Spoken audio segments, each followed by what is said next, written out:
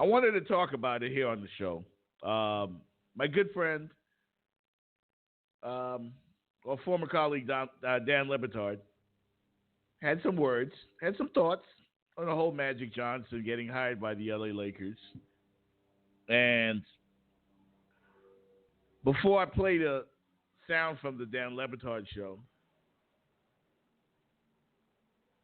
I want to share with you how much I respect, admire, appreciate Dan LeBatard.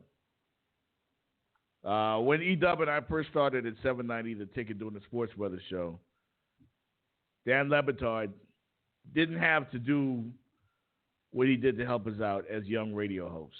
Myself, E.W. Freeman, we were on the Sports Brothers before the Dan LeBatard and Stugotz show.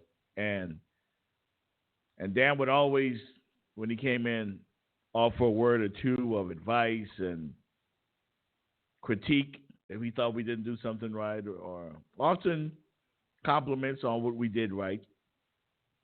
I was also concerned about whether we got any, heckling from radio listeners out there, some that were racist, And I remember getting, you guys sound like BT on the radio once. You guys, was it Soul Train on the radio maybe once. But for the most part, it was all love. It was all love for the Sports Brothers.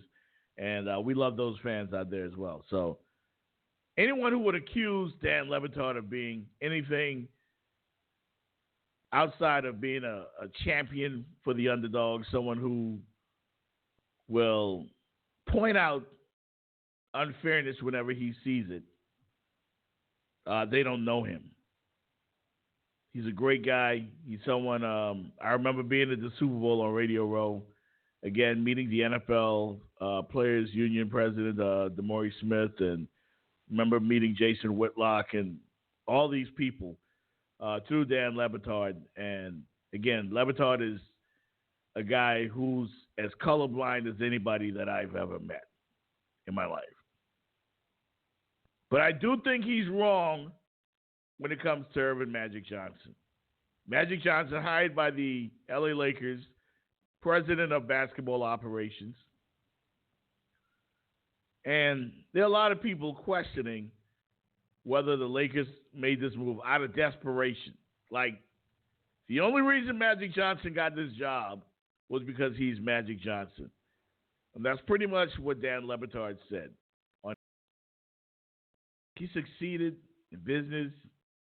He got involved with the Lakers to a certain degree. He got involved with the LA Sparks. They just won the WNBA championship. He got involved with, I think, the Dodgers. He's had success in business. And I get what Dan is saying and where he's going. He's saying this is an act of desperation by the Lakers in hiring Magic Johnson. Maybe they could have done a little more detailed research. I mean, it doesn't get any worse. It doesn't get any worse than Jim Buss, does it? I mean, Jim Buss is about as crappy as you can get as your president of basketball operations, right?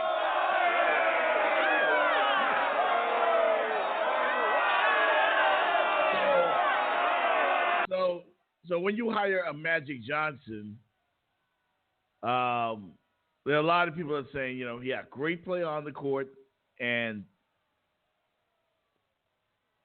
not so great off of it when it comes to running a sports organization. Like, there are people out there, and I'm not going to accuse Dan of it. I'm not going to accuse. I want it to be very, very special. I get what LeBatard is saying. And as Stephen A. said the other day, if anyone's qualified to speak on an issue that might have a little racial undertone to it, it's Dan LeBatard. He's been in this business a long time. I just think that what he said about Magic Johnson maybe not being the right guy is wrong.